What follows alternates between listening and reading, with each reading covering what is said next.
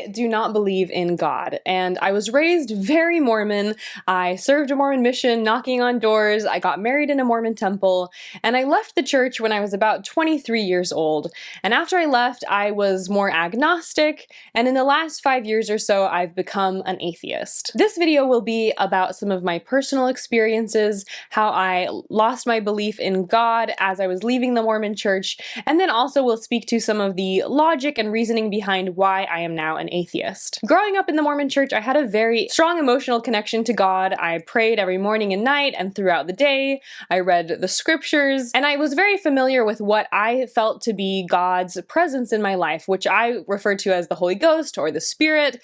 And it was a kind of burning in the bosom feeling of feeling like if I could identify this very specific emotion I would feel that would come kind of right next to my heart, I would interpret that to be essentially God speaking to me, whether that was just me feeling his love or sometimes pointing me in a specific direction or path I should take with my life. I remember a leader once asking me if I could identify God speaking to me and what it felt like, and I answered immediately with great confidence that yes, I definitely felt that I could feel God's presence in my life and God speaking to me. However, the older I got, the more I started to recognize certain inconsistencies between what I felt like God was telling me to do or the truths he was revealing to me and my lived experience and how those things played out in my life. 3 examples for you. The first is that when I was preparing to serve a Mormon mission, I was waiting to receive what's called a mission call, and this was going to tell me where in the world I would go to serve my mission. While I was sitting in a Mormon temple, I had a really strong revelation that I would serve my mission in Italy. And it felt extra powerful because I was in the temple, which you're told is the most holy place on the planet. And also I wasn't even praying to know where I was going to go on my mission. I wasn't asking, God, where will I go on my mission? It just was a very strong feeling that I felt like kind of came upon me in a really powerful, poignant way. I felt this so strongly that I started to cry, and I ran home, I left early, and I wrote in my journal that I was absolutely positive that I would serve my Mormon mission in Italy, and that I was as sure as that as I was that God lived and that Jesus Christ died for me. When I finally got my mission call, it's a letter you get in the mail, I felt like I almost didn't even need to open it because I already was so confident in this revelation that I had received. And I really believed that God could speak to people that way, you know, in conference and in the Bible and in the Book of Mormon and Joseph Smith. There are so many stories of God speaking to his children. And so I truly felt that that was something that God could do for me as a child of God, as a daughter of God. And so when I went to open my mission call, I felt like it was kind of for nothing because I already knew what it was going to say because my faith was so strong. And I opened the letter and it said, "You are hereby called to serve a mission in Denver, Colorado." And my jaw really just dropped because I had felt so sure. I was sure in my faith that God had spoken to me, and it just didn't say Italy. It said Denver, Colorado. And I really kind of gaslit myself into thinking that I had just misinterpreted this revelation. And by the time that I was showing up at the MTC, I had fully just put it into the back of my mind as something that was completely inconsequential and something that I was wrong. I had interpreted God's message to me incorrectly, not that God was wrong or that God was never speaking to me to begin with. Another experience that comes to mind is that while I was on my mission, I had been dating this guy, and I was trying to basically decide if I was going to continue to write to him, continue to put effort into this relationship, or if I should cut it off and just fully focus all of my efforts and energy on my missionary work. And so I went to God asking, hey, do I cut it off or do I continue on with this relationship? And I really felt like I could go to God and God would give me answers. I had faith for that was the case. And as I was praying very earnestly, I had a really strong feeling that I was going to marry this guy and that I should continue on in this relationship relationship, because not just like he was a good guy or this was, you know, a nice thing to keep writing to him, but because he was going to be my eternal companion throughout all time and eternity. And so I continued to write to him. And when I got home, we didn't even date at all. And he got married to someone else. I met my husband 6 months after I got home from my mission. And despite being a Mormon missionary and giving all my time to trying to spread the word of God and Jesus Christ all over Denver, Colorado, despite being so consecrated and so what I felt like in tune with giving my whole life to God, God had still somehow not told me the truth when I had asked if I should continue writing to this person, when God revealed to me, you're gonna marry this person.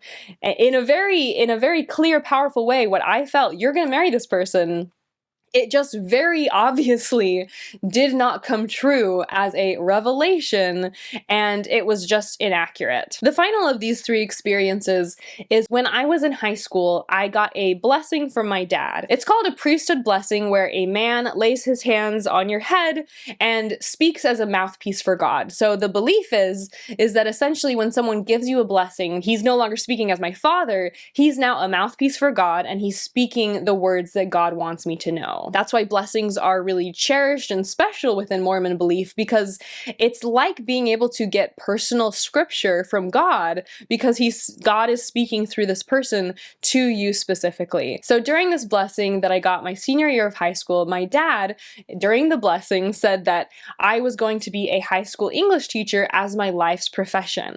And so I was really excited, because instead of wondering what should I go into, what career is right for me, what are my interests, that kind of thing, I had already received very direct revelation from God through this blessing about what I should do as my career. This is something that I never questioned. My first week at BYU, I signed up for my major, I took all of the requisite classes, and never once did I ask myself, is this the right path for me? Because once God speaks, you should pursue that path with faith. And really any pausing to say, well, what about becoming a writer? Or what about going into some branch of science? Or really any career you could think of. I never spent any time wondering that question, because I was doggedly pursuing the revelation that my father had been given from God. I devoted all 4 years of college to getting that degree, and I have a whole YouTube video explaining what it was like to be a teacher that first year. But long story short, I hated it. I hated standing in front of such a huge group of kids, 30 kids. I would get panic attacks going into work. I had really severe mental health issues during that year, where I was struggling with self-harm and suicidality. And throughout the first few months of teaching, where it was really just awful and I completely hated it, I couldn't help but thinking back to that story of who I was going to marry, or that story of where I was going to serve my Mormon mission, and realizing that this is now becoming a pattern where in my life I follow very specific revelation from God unquestioningly, and believe it, and I fully am buying into it, and then realize that it's patently false. That the thing that I was led to believe by the spiritual feeling I call God just did not happen. The most common criticisms when I tell those stories is first that I am not interpreting correctly how God speaks to his children, which in the Book of Mormon and the Bible and prophets and Joseph Smith and even people in just broader Christianity very much believe that God directs them in their life. And whether that's through telling them to go down a certain path, or giving them direct revelation, or they hear a voice, or they see a sign, it's pretty much very prevalent within all Christianity that God can speak and show his love and give direction to his children. And so some people will say that God wouldn't have ever spoken to me to begin with. And if that's the case, then I just disagree with how I was raised to believe that God could speak to his children. It's just inconsistent with the messages I was taught about personal revelation. Another common response to these stories is that God told me the wrong direction to go so that I would be more sure about going the other way next time, or that he was trying to lead me the wrong way to teach me a lesson about myself. That essentially, when he said I should be a teacher, that he wanted to give me trials that would then make me a better person. But it's hard to believe that first God can lie. Why would God tell me I was going to go on my mission to Italy?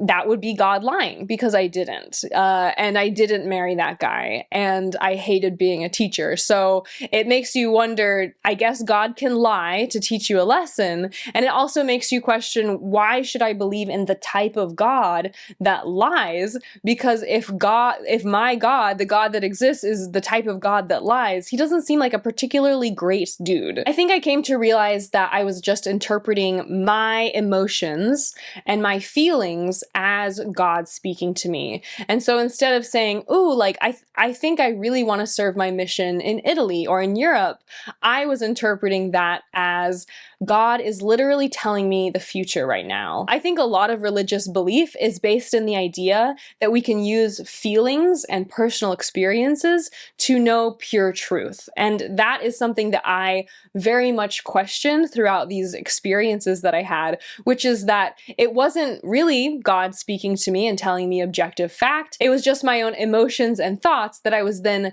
perceiving to be God speaking to me. And so kind of all at once, I think of kind of two layers that I worked through very quickly that first year that I was teaching. The first layer is Mormonism, and the second layer is God. And I really dug through both layers pretty quickly, where as soon as I stopped believing in God, everything else about Mormonism just fell in its wake. I do think, though, I mourned the loss of God a lot more than I mourned the loss of Mormonism, because I had really come to feel that believing in God was kind of a safety blanket. It's like a comfort blanket. It's really nice to know that there is an all-powerful being that loves you and knows you intimately and will hear your prayers. And I think that that concept, even though I knew I no longer believed in God as a real being, I missed, in kind of a knee-jerk way, the ability to pray at any time and perceive that some all-powerful being was listening to me.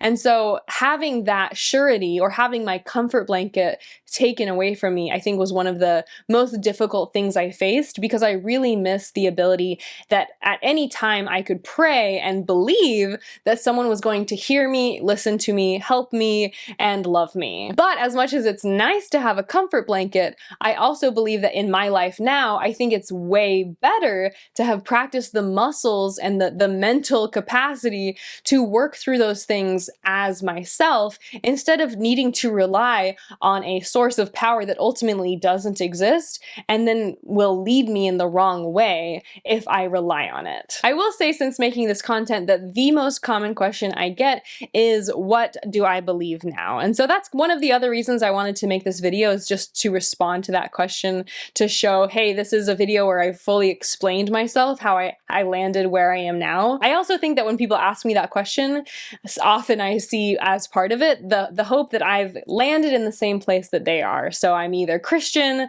Muslim, atheist, whatever it may be, that I think that people want to see that maybe I've now that I've deconstructed Mormonism, that I've then gone to join their team. I've seen that there's a real desire to see people who leave one tradition and kind of come to the same conclusion as us. I see that definitely in comments from people who are Christian, that they have this real desire for me to be Christian, not just in my opinion because they compassionately want me to partake in the goodness that they feel is in their life, but also I think that there is a part of the confirmation bias that comes from seeing someone leave a tradition that we don't believe and then come and join our own tradition.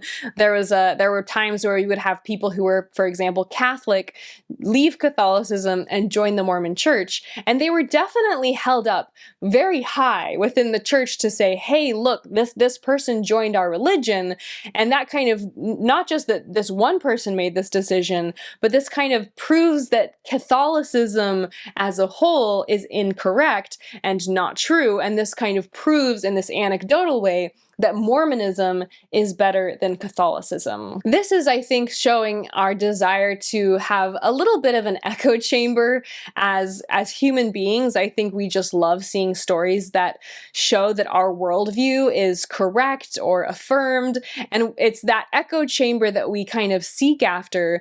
If you are someone who already dislikes Mormon belief, you often might want to see someone like me as an ex-Mormon deconstruct Mormonism and explain all of the reasons it's incorrect.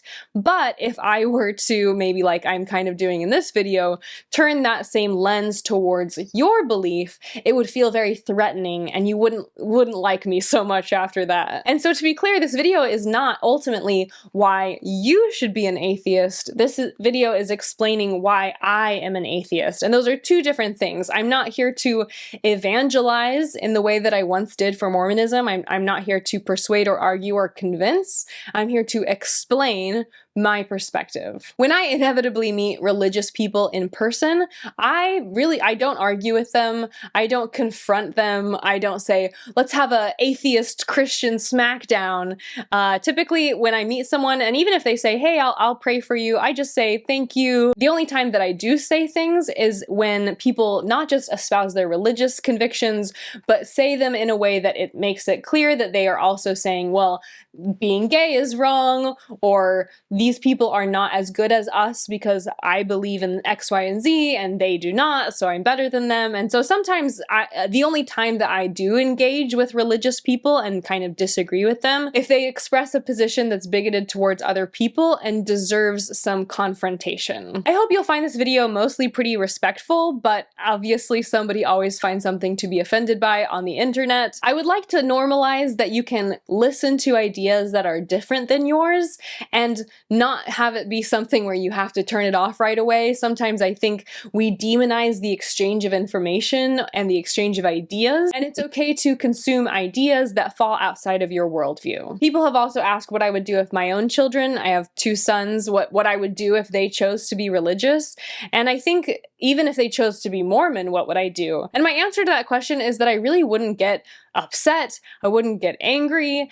My hope would be that I could read a lot of information with them, that we could educate ourselves together, that we could view many different viewpoints on the same topic. So we're not just consuming faithful points of view, but we're also consuming critical points of view and looking at an issue from many different sides. And if after we have that pursuit of investigating a certain thing they want to pursue together, and they still pursue it, even if I disagree, of course I would still love them and support them, even if they were to join the Mormon church, because ultimately I think that familial love and the love for my children is going to supersede any religious or lack of religious choice they end up making. To some extent, I also think that religion in general isn't always inherently necessarily a bad thing. If you don't know much about religion, you may have a hard time fully understanding historic art, literature, music, architecture, because so much of the West and Western civilization has been at this point built upon Christianity, that to have no understanding of biblical stories or no understanding of how Christianity has had an impact on human culture and society would kind of leave you unable to quite comprehend the story that is humanity. And so to some extent, I also don't mind if my kids learn about religion, all religions, not just Christianity, but world religions too, because to understand religion is to understand mankind. And so I think learning about all religions is really helpful for kids and helpful still for me, because if you can understand the backgrounds and the religious traditions of different groups of people, you're able to have a more holistic view of the world. I also just think religion for me now is very nostalgic. I was raised hearing hymns all the time. I was raised going to church all the time. And so there's something about, sitting in a church building or sitting in, sometimes we've gone occasionally to go to Catholic Mass or a Japanese tea garden. And I think that these moments are very nostalgic for me, because even though I no longer believe in a higher power, I still can recognize the deep impact that these beliefs have had on my life. And I have so many fond memories of growing up and having exchanges or in prayers with God, or having moments where I was singing and felt really joyful, thankful that I do still enjoy interfacing with religion a tiny bit, because I think for me it just brings up a lot of memories of my childhood and my upbringing. And most nights I sing Silent Night to my kids to go to bed. My mom, every night when I was going to bed when I was a kid, she would sing me Silent Night.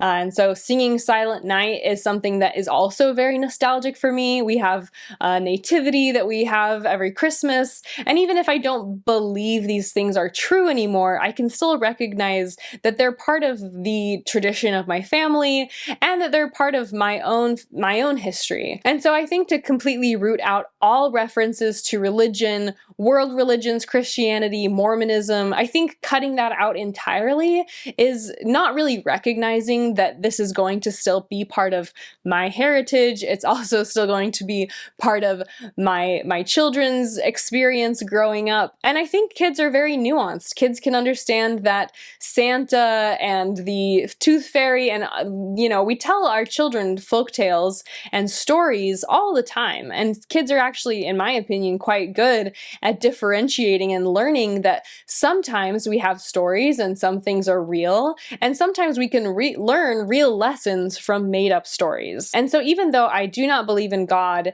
and I think God is kind of Santa Claus for adults, I still can recognize that there are elements of religion that are important to understand culturally, and that there are certain parts of religion that are going to be nostalgic or helpful for my kids to understand as they grow up in what is still a fairly religiously embroiled country. And without context and without any understanding or comprehension of those things at all, they're actually going to be at a disadvantage. I think too, the reason I haven't made any videos specifically about atheism yet is that I just don't hold any belief identity that closely to me anymore.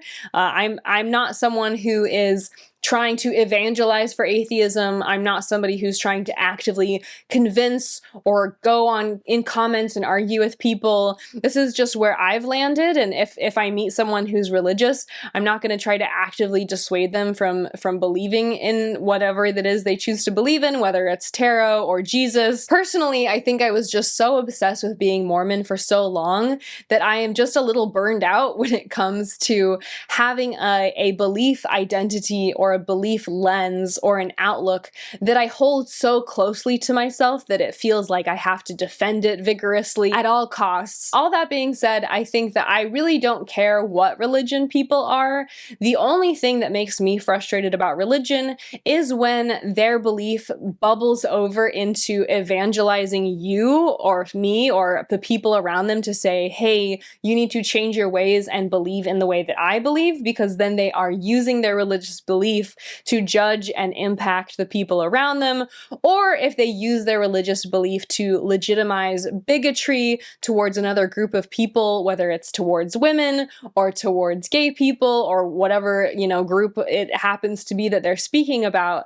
I think that those are the kind of two buckets in my mind where I would say religion is harmful, but if you just in your heart say, I believe in God and God makes me happy, I'm not here to try to say, well, I think you should stop believing in God. I would say that's probably something that if you feel it's helpful for you in your life, then more power to you. It's just not something that I feel is resonating with me or something that I need in my life. Another reason I don't really try to argue too deeply with people who have religious belief is that faith in the purest form of the word is believing in things that are not seen. And so faith, even though often religion uses science if it wants to try to say, hey, look at this scientifical proof of the Book of Mormon or the Bible or X or Y or divine, God made our bodies or whatever, we came from Adam and Eve. But fundamentally, faith is not actually about science at all. It's about believing in something even if you have no evidence to prove it. I think faith literally asks us to expect that we're not going to have evidence for something. On that topic, I think a major way way I've come to see religion is seeing it as a kind of placebo effect. To explain, they've done these studies where people will be in groups where some people will get a placebo pill. A placebo pill is just a water pill, there's nothing in the pill, and some people will get real medicine, and they will test how effective the medication pill is compared to doing nothing at all or people taking a fake pill. And they've seen over and over again in studies that the placebo pill does often still have an impact, even though the people aren't taking anything at all, but just the act of thinking that you're receiving medication does often have a real impact on the outcomes for people within a certain period of time. For example, in this study, it says that people who received a placebo saw their pain levels drop by 30%. So just by receiving a pill and taking it, people reported that their pain levels went down by 30%. How does this connect back to religion? I think that it shows that the human mind is very powerful. And even if something is not true, even if you're taking a water pill, like I believe religion is kind of a placebo, because the human mind has such a huge impact on its ability to be positive and have that positivity change the way we perceive our environment or even our own bodies, I think that that is how religion works in so many people's lives, and why they'll attest to say, hey, this feels very real to me. God feels very real in my life, because I've seen, often people will tell a lot of stories. I had this happen, this happened, this happened. And even though stories themselves don't prove or disprove the existence of a God, it's very clear that because of their experiences with what they perceive to be God, they believe he literally exists as a real being in space somewhere. I think that for a lot of people, whether or not God is real ultimately doesn't matter that much, because if religion is having a really great, good, happy impact on your life, then I don't see why you would necessarily feel the need to walk away from it. If taking a water pill, if taking a placebo works, it seems like you should continue to take the placebo, even if you know that you are not getting anything. If there's something that you found in your life,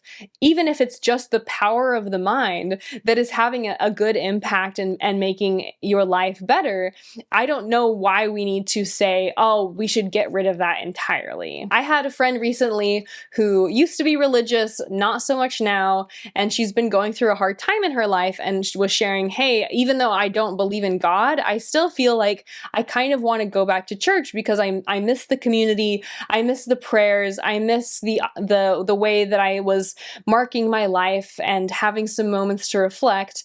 And I said, hey, I think that if you want to go back to church, and if that's something that's really helpful for you and you're going through a hard time, I don't think you should skip going purely because you don't believe in God, because if you are getting a real life positive impact out of it, and it's helping you through this difficult time, it seems like you might as well go ahead and go to church if you think it would be helpful. Maybe some people would say that means I'm not a real atheist, and I guess I don't really care what you think, because I have friends who do tarot cards too, and I think of it as the same way. They definitely get a lot of direction and value out of getting their tarot cards read, getting their fortune read, having their palm read, and it really helps them clarify a lot of major decisions in their life and helps them know how to move forward.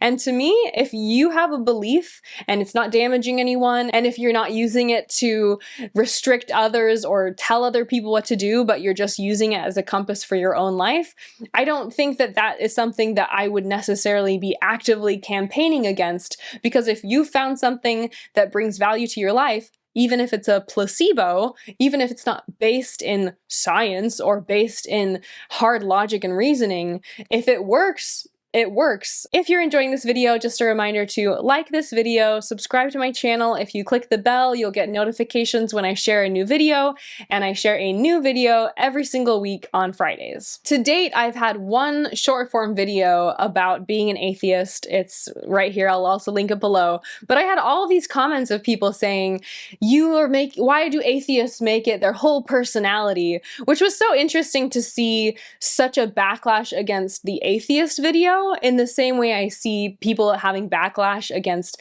the one of my most common comments from Mormon commenters is, why do ex-Mormons make it their whole personality? And now it's, why do atheists make it their whole personality? Even though of the whatever 200 videos I'd posted to that point, I'd never dedicated a whole video, a short form video, 60-second video, to talking about not believing in God. I think that this is such a funny common criticism from believers, that people who leave are making it their whole personality, when obviously people just really enjoy talking about their outlooks on life. And when you're religious, you spend a lot of time dedicated to going to church, to talking to people from your faith, to discussing the scriptures that you read, or praying, or whatever it may be. And so just like you enjoy spending time reflecting on your religious belief, your outlook in life, I think everyone, that is a very common and completely acceptable human urge to spend time working through an outlook and to dedicate time to sharing experiences and stories and evidence or articles that show and explain your outlook and how you arrived there. I do 100% believe that a belief in God is very helpful for a lot of people. My problem, as I've said, is that it's very common to see people's religious belief being used to justify bigotry or being rude, or to trample on other people's ways that they want to live their life in the name of religious conviction. I think one very common way that it's used today is to say that gay people shouldn't be together, they shouldn't be able to get married, or really that anyone that is LGBTQ, they're living in sin, essentially. And I think that using your religion to then justify squashing the rights and squashing the ability of other people to make their own choices is why I take issue with religion. What's more, religion historically has been used to justify a lot of evil things. About 3 million people, estimated 1 to 3 million people, died in the Crusades, 4 to 8 million died in the 30 Years' War, and obviously today we still see the impacts of religion on the Israeli-Palestinian conflict. And so religion has been used as a wedge so often that that's why I think that a lot of people are very outspoken against religious belief, because often people don't just let it sit with them and say, I find value in my religion and that's enough.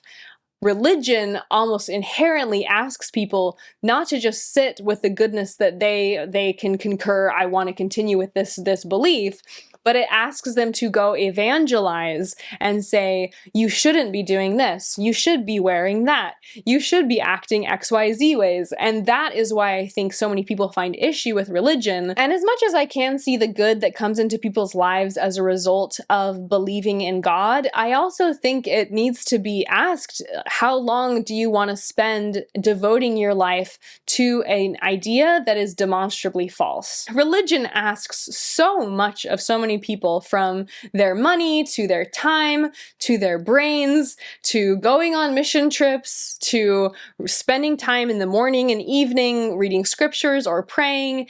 And religion is so demanding on people's time and their energies and their bandwidth that, to me, that is so demanding that for it to not be real, I hope that you're getting a lot of value out of it. I find it very frustrating that so much of religion and the benefits of religion are promised in the afterlife. So in this life, you're asked to give all of this money to your church, you're asked to donate so much time, you're asked to do so much and give so much of your lifeblood to a religion, and you're told that your prize is going to be in heaven. And to me, it's just placing that bet that you're going to bet so much time and money and effort and energy in order to have a great afterlife, when it's not clear. Like, I don't believe in an afterlife. And so making that bargain, taking that chance of saying, I'm going to devote so much of my life to this thing, that then when I die, if I die, I'm just dead. And it was all for nothing. And it was all, something that I just did, and I'll never see any of the fruits I was hoping for, the blessings that I was hoping for. It's just quite the gamble to make with this one life we have, to say that hopefully in the afterlife, I'm going to see the fruits of my labors. And hopefully that by giving 10% of my income to my church, that I'll see the fruits of that, and I'll see my treasure in heaven, when in reality, your church just got ultra rich and you weren't able to easily buy groceries. Personally, I haven't seen any evidence to believe in God to begin with, much less to give him a significant amount of my life force. That's why I call God Santa Claus for adults, because Santa Claus makes you happy. Christmas season is a happy time of year. The idea of believing in a jolly old man in the North Pole, that's such a happy, cutesy little story. And, you know, if you were to tell a child, Santa's not real, you know, don't be a buzzkill. And God is similar, you know, I think people like to believe in God. He makes you feel loved. He makes you feel heard, like he's directing your life, like someone is watching over you. He sees you when you're sleeping. He knows when you're awake. But at a certain point, you know, I don't want Christmas year round. I don't actually want to believe in a fictitious character. I'd like to make decisions about my life that are led by logic and reasoning and backed by evidence, backed by science. And the reason that I think that Santa and God are so similar is that the belief in them is what brings us joy, but devoting so much of your life to an ultimately made up idea is kind of a waste of your life. I think that a belief in God and a belief in religion has really helped us as we've gone from being cavemen to hunter-gatherers, but now we don't really need religious belief to hold us together as a group of people, as a society. I don't need to believe in a group religion in order to get my food or to get to where I need to go safely. I now have an iPhone and modern medicine, and we've been to the moon at this point. And so I think that religion, and I think the reason we like religion as humans, is that it served a really real purpose in helping us stay bonded together as we were going through a very dangerous era of human development. But now that we've evolved to the point that we no longer need religion in order to be safe and have food and progress as a society, I think that it is a belief that is ultimately holding us back. I've shared some of the personal anecdotes as to why I don't believe in God. But to get deeper into some of the arguments against God, I think, like I said, these are just things that resonate with me. If you disagree, you're welcome to type in that little chat box. But I think every time I hear people share evidence of God, it is almost entirely anecdotal. For example, a story about praying and then subsequently finding car keys is evidence of a supreme being in a lot of people's minds. There's never the rationale that it's just likely that you left your keys in your house, and so at some point you will find them because they are in your house, and that coincidence is just because you have close proximity to the thing that you recently lost. That doesn't prove that Jesus died on the cross. That doesn't prove that God is a grand being that's omnipotent. It merely proves that you were in close proximity to your keys, which you misplaced and then found. Powerful stories and strong feelings are not a good way to know objective truth. And I think for every story about God blessing somebody with X, Y, or Z, there are many other stories of people who have cancer, who their car didn't get out of the way in time and they were killed in the car crash, or they lost something and were never able to find it again. And so I think often when people try to prove the existence of God, typically that proof takes the form of many different anecdotes. You might have somebody say, well, there are millions of Muslims, so isn't that proof? All of these people are believing this same religious tradition. And of course, you can say the same for Christianity. Millions of people believe in Christianity, but the number of people believing in something is not proof that it's objectively true. People telling stories about unexplained events is not proof God exists. And so I think often the rationales to prove something is objectively true, it just doesn't hold water under scrutiny. That's why I think as I grew up and had more experience with learning about science, I realized how dissimilar the approach to science is than religion. Where religion wants you to take things on faith and doesn't really want want you to ask questions about certain topics. Science, in kind of what I perceive to be the purest form of science, encourages peer review. It wants, replicatable results. There's the scientific method that scientists follow, and I think scientists will usually come forth and say, here's what we know, here's what we don't know, not here's the objective truth, and anyone who asks questions should be seen as an outsider. Science, additionally, does not ask me to worship it. It's not saying it's divinely inspired. It encourages poking holes, it encourages further questioning and further research. And so I think just by virtue of the fact that science is not claiming to be inspired by a higher being, by a perfectly pure deity, it takes ideas from being things we are not allowed to question at all to coming down more to the human level of saying we are constantly in a state of evolution of what we're learning and what we know. If a scientist disproves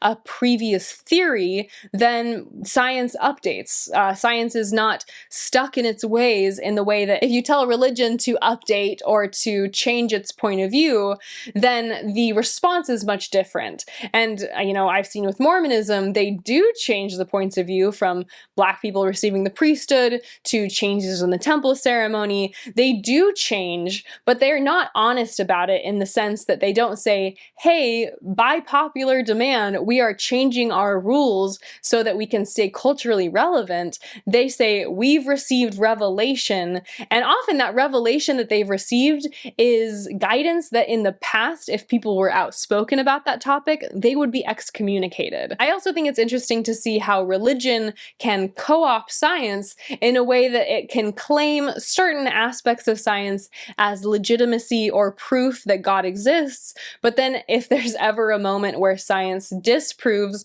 or weakens the evidence or the claim that God exists, then suddenly God is outside of science and science shouldn't be looked to explain religion to begin with. Growing up, I often heard that the complexity of the human body was evidence that God exists. Just look at the inner workings of an eyeball, and that complexity is what proves that God was the mastermind behind designing the human body, when actually, if we look to evolution, there's a lot of proof and explanation as to how we evolved to be the way that we are, and that the human body isn't actually as elegant as that argument puts it up to be. We get cancer easily, we have different organs that fail pretty easily, we have childhood cancer, and often even eyeballs themselves have issues that make it so that, a lot of people wear glasses. And so I think it's frustrating to see religion use science when it's convenient, and then to toss science to the side when it is inconvenient. I talked in my last video last week about the Book of Mormon. I talked about how Mormonism does that, and I think that's something that's very common across all religious traditions, is that if there's something in science that confirms a belief that people wanted to hold, people get really jazzed about that. But if science, if evolution disproves or calls into question the origin of mankind, then people get very angry and upset. Another thing that resonates with me as to why I don't believe in God is the amount of human suffering on the earth. I've heard so many anecdotes about people being healed from whatever ailment they had, and typically those people who are healed had access to great health care, they live in developed nations, they have insurance, they have lots of money saved for emergencies, and typically this healing experience they have is linked to modern medicine. Whereas if we look at many people across the globe who religion claims that God also loves those people are dying in droves from whether it's dysentery or lack of clean running water, and God does not intervene in those people's lives at all. When you bring this up, typically the response is that God works in mysterious ways, or those people needed to be punished for something. I don't think children should ever be punished with cancer. Nothing that a child could do would deserve that fate. But to me, there's never a great response to this reason why God allows suffering. I don't think that children with cancer needed to be tested. And so people will say, well, what, do you think those people just died for nothing? And I think the idea that we just live in a chaotic world where depending on where you're born, you're just subject to the environment you're born in, that ultimately is is still very sad and awful. To me, it's more cruel that God would see the suffering across the globe and turn a blind eye than the idea that God doesn't exist and people are just subject to the environments they're born in. God being all powerful and supposedly all loving and doing nothing is, to me, the definition of cruel. There's a song by Tim Minchin on this topic called Thank You God, and I definitely suggest listening to it because I think it presents a lot of this specific argument very well, but also in song form, so it's very fun to listen to. On top of just being permissive if God does exist and he just is ignoring human suffering, there's a lot of evidence in the Bible that he actively is antagonizing and violent towards these children that he is supposed to love so much. There's tons of stories in the Bible of him, you know, for example, Noah's Ark, where he sends a flood and kills everyone on the planet, including children. And killing children is not that uncommon for God in the Bible. And I don't see that this is a being that is loving or compassionate in the way that I think is presented by a lot of modern Christianity, where God is answering prayers and helping you find your car keys and helping you heal from your surgery, but then simultaneously is killing children in the Bible or giving modern day children cancer and doing nothing to help them. In 2 Kings chapter 2 verse 23, there's a story about little children mocking the prophet Elijah. They're mocking him for being bald. It says, "And he went up from thence unto Bethel, and as he was going up by the way, there came forth little children out of the city, and mocking him, and said unto him, Go up, thou bald head, go up, thou bald head. And he turned his back and looked upon them, and cursed them in the name of the Lord. And there came forth 2 she-bears out of the woods, and tare 42 children of them." And I made a video about this, showing that God is obviously not very loving if we're taking this story with any shred of seriousness. And it made me laugh to see because, you know, several people stitched me, and some of the most common defenses of this verse, or these verses, was first that they probably weren't children. They were probably teenagers. And so I guess with this argument, it is more okay for God to kill teenagers than it is for him to kill children, but he's still killing them. Another defense is that mauled doesn't mean killed, it just means he hurt them badly. So I guess this is making it okay because instead of killing the children, he was deeply harming teenagers. Another defense is that they were making fun of a prophet, so they deserved it. And because God gives life, he can take it away. And I've seen this claim made quite a bit. And the idea that God can murder and God can kill for any reason because that's his right as God is actually pretty chilling. And so I certainly hope that we don't believe that if God exists, God is that way, because the idea that children or teenagers, whatever you want to call it, should be able to be killed, 42 of them, for making fun of a prophet, that if that's your God is pretty fucked up, in my opinion. In my opinion, God not doing anything when he sees suffering is more proof that he just doesn't exist than it is proof that he works in mysterious ways. As you're watching this, you may feel like maybe I'm hearing the comments now, people saying, oh, these are tired old atheist arguments, or these are dumb, not very well thought through ideas. The thing is, I don't fundamentally care if people think that what I believe or don't believe about the world is dumb or smart or really cool or really idiotic, because I don't hold beliefs in order to please other people. I don't think anyone should have any positions because they're trying to win a popularity contest or get the approval of other people. And so you very well may be watching this video and say, well, this is just what she sure is dumb, and these positions are not very well thought through, through. Ultimately, I'm not holding any position at all due to its likability or even its perceived level of if it's complex enough for you. This is just where I've landed in my life. I hope that whatever those positions are, though, that you're not using them to justify being rude or awful or bigoted towards other people in your life. As I've said before, I think we need to be more comfortable with criticizing belief and less comfortable with using belief to dehumanize the people who are living underneath that dogma. As I also shared at the beginning, I for a while said I was agnostic and now have just said I'm an atheist. And the distinction between those two is essentially that an agnostic person doesn't really believe in God but can't prove that God doesn't exist, and so they don't really hold a sure belief of anything. Atheists, by comparison, are definitively saying God does not exist. And I think, maybe you might call me an agnostic atheist. I call myself an atheist because for a while I said I was an agnostic person purely because you ultimately cannot prove that God does not exist, because it is physically impossible for us to, at least at this point in human society, to empirically prove that God does not exist. So by that point, most people truly are agnostic.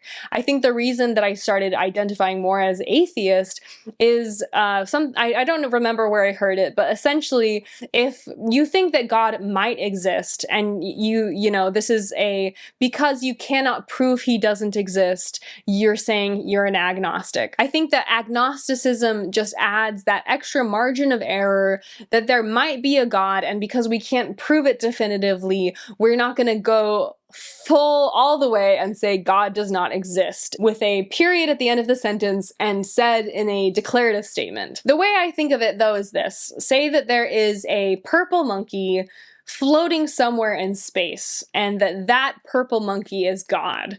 And that because we can't prove the purple monkey does not exist, you sitting in this chair watching this video or listening on your headphones, you can't prove, if I say God is a purple monkey floating in space, you can't actually prove that that's true or false as a statement. So that means that by God being a purple monkey floating in space, I have to be agnostic because there's a chance, because I can't prove it, that there's no monkey floating in space. That means I have to be agnostic. But the likelihood ultimately to me that there is that purple monkey floating in space is so low that I might as well just say I'm an atheist. And I think that margin of error that agnosticism leaves to me ultimately is such a small margin of error that I might as well say I'm an atheist. If the likelihood of God is as likely as a purple monkey floating in space, then ultimately I'm willing to commit to the idea that God does not exist. I also do sometimes call myself an optimistic nihilist, and there's a video, which I'll put here, about optimistic nihilism that I thought encapsulated my worldview pretty well, if you wanted to check that out. Essentially, that even though there is no God and really nothing means anything because we just exist as a tiny little speck of dust on the map of time, it doesn't mean that life is meaningless. It just means that we make meaning out of our lives. And that there's I'll put a picture here of people, of this little being looking outside of the bus window saying nothing really matters, and looking the other direction so nothing really matters. And I think that has helped me cope with the loss of Mormonism. That's helped me face, this idea that when I die, I'll just be dead. And I think that optimistic nihilism has made me feel like I have a lot more of a positive outlook in the moment-to-moment life that I live, and treasuring the time I have with my family, and loving a home-cooked meal, dinner every night, spending time with my husband, because I'm no longer yearning after eternity and planning for eternity and never spending a moment here in time, but always thinking about the eternities that God has planned for me. But now that I no longer believe in an afterlife, and I don't even really know for sure if I'll be here tomorrow, I think what optimistic nihilism gives as a different mindset is just that every moment is so precious, and that I want to live a really rich, beautiful life in the time that I have with being in this physical form. And who knows, maybe in 5 years I'll be this or that or the other religion. Like I said, I'm not spending much time holding atheism ultra closely to my heart as a very convicted identity. I think I'm just burned out on belief identities to begin with. And I think that changing your mind is actually a strength. I think that in religious belief, you're encouraged to have a stronger testimony, to strengthen your belief in God, to grow in your belief, but you're very much discouraged from changing your belief. And that's another thing that I've really enjoyed embracing as an ex-Mormon and as someone who doesn't believe in God and more appreciates the scientific method approach to life, that I can change my opinion and I can change my beliefs, and that doesn't make me weaker, it doesn't make me less of a person, but that changing your ideas when you're confronted with new information is a great thing that we're allowed to do as human beings. And if you look at across the course of human history, we've actually changed our points of view quite often. If you recall, women were not allowed to vote, Black people were held as slaves, gay people experienced severe homophobia, and we've kind of systematically rooted out some of the most disgusting and despicable beliefs that human beings have held across time, and I think that's a really good thing. And I think if we are too rigid in our beliefs that we're not allowed to say I was wrong and we're not allowed to say we need to do better, then mankind is kind of doomed, because that human progress is what's made life so much better for so many people.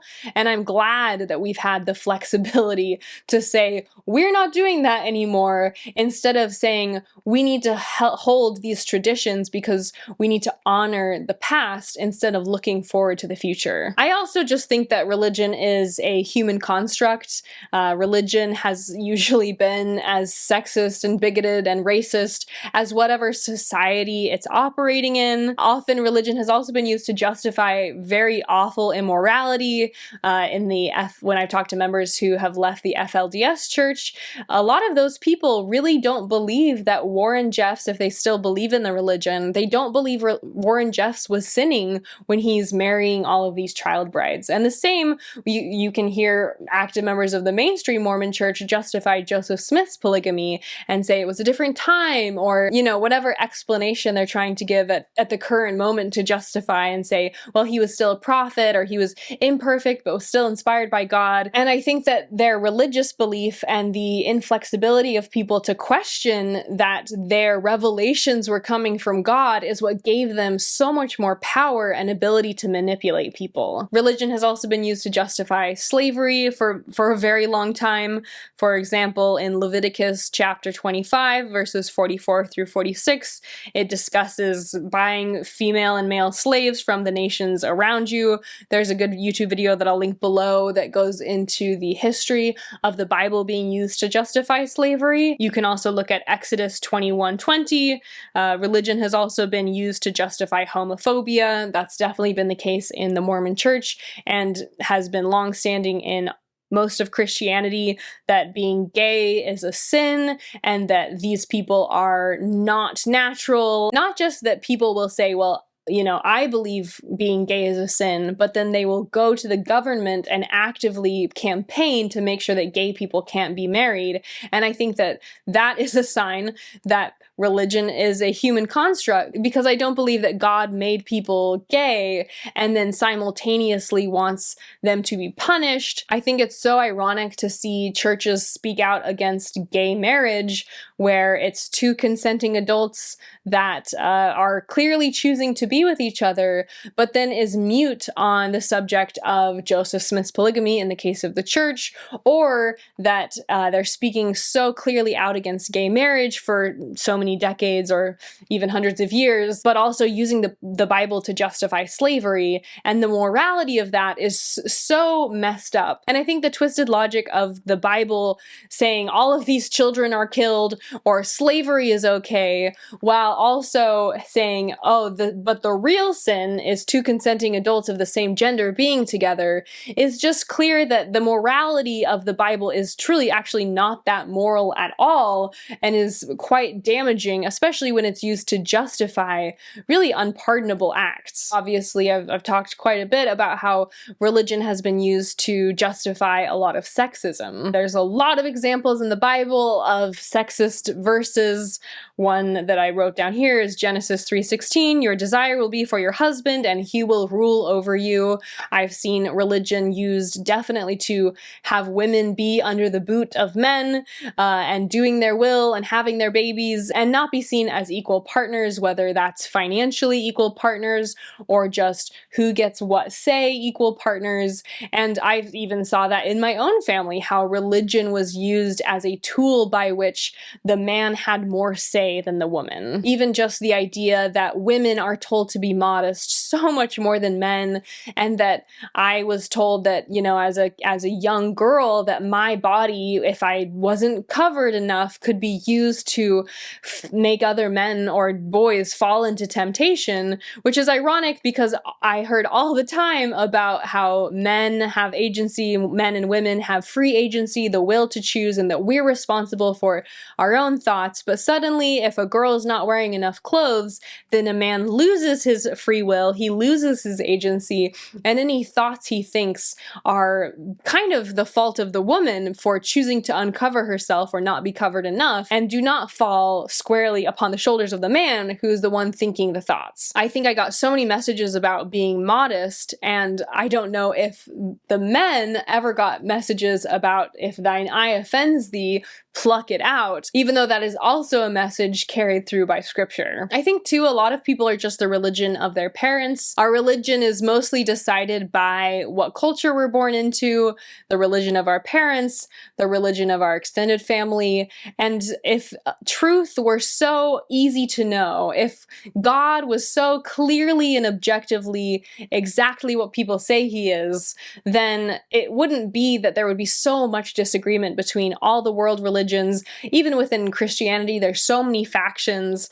And I think that that is evidence that there's actually not a lot of consensus around what God is and what religion is. If consensus was that easy to build, there wouldn't be, at this point, in my opinion, so much disagreement between all the different sects, between all the different religions. God is not nearly as knowable as many people make him out to be, because if he was that knowable, I just think there would ultimately be more consensus, and people wouldn't be more likely to fall into line with the religion of their parents than they would be to find some knowable path that everyone's concurring on about the existence of God and what he's like and what his teachings are. And so concludes my explanation of how I became an atheist. Ultimately, I don't believe in God. I've never, outside of anecdotal evidence and co-opting scientific evidence to stretch it over religious beliefs, I've just never encountered any evidence that is going to convince me to believe in God. Anytime I've asked for people to share evidence, most of the time it's anecdotal evidence, and anytime it falls outside of the realm of anecdotal evidence, there are a lot of people who are disagreeing with whatever it is these people are sharing. And so to me, I just haven't yet been convinced of any of the reading I've done or the videos I've watched that God does exist. I do believe that religion provides a lot of value in the lives of a lot of different people. I wouldn't meet anyone from any religious tradition and immediately try to disagree with them or argue with them. I might think, oh, well, that's their belief is not for me. But if you find value in your religious tradition, I wouldn't say that that's inherently bad. I think it's kind of like the placebo effect, where if you believe something will help you, it often does, because the human mind is very powerful. I will still be singing Silent Night to my sons every night, and they will still be asking for me to sing it to them. And someday, their dad and I will share with them about Mormonism and what it was like for us growing up religious. They will learn about God, they will learn about Christianity, we'll teach them about all world religions. And if they ultimately choose to join one of those, as long as they're not using their faith or their belief to justify restricting the rights or the ways to live of other people, I will support them. I thought I would end with singing Silent Night just as a final goodbye for this video, and to reflect on the nuance that I think is so present in the conversation about the values of religion and the values of not believing in God. I have found no need to believe in a life after death or in a higher power, and I don't find those ideas to be legitimate or proven by science or any evidence. But if you believe in God, as long as you're not using that belief to justify restricting the beliefs or rights of other people, I'm happy that you found something that gives you meaning in this very confusing modern reality that we live in. I will say I've been recording this video for about 2 hours. I'm sure cut down it's not going to be nearly that much, but that so much talking has made me, so I probably won't sing it as pretty, but figured it'd be a nice thing to end on. Silent night, holy night, all is calm, all is bright, round yon virgin, mother and child, holy infant, so tender and mild, sleep in heavenly peace, sleep in heavenly peace. Oh, that's hard at the end there. You know, I might feel happy while I sing that, and it's not because there's a being in space who's all-powerful and he sent his son to die on the cross for me. It is merely because it's a beautiful song, and singing is something that brings us together, and it's a song that my mom sung to me and I sing to my kids, and that's okay. A song can be beautiful. I can sing "Up on the Rooftop, Reindeer Paws, I've jumped," I can sing that song too, and that song will also bring me joy, but not because Santa is real. But it's okay that we can have real emotions from stories that aren't real. That's part of, I think, human consciousness, and I will be singing my kids that song every night to help them fall into a sweet, sweet slumber. Thank you for joining me for this video. If you have not already, please, just a reminder to like this video, subscribe to my channel, drop a comment below, and as always, I will see you all next week with a reaction to Heretic, which is coming out the day I'm going to post this video. So don't forget to subscribe if you want to see my reaction as a former Mormon missionary, sister missionary myself. If you want to see that reaction, I'll be posting it 1 week from today that I posted this video. And as always, I will see you all next week.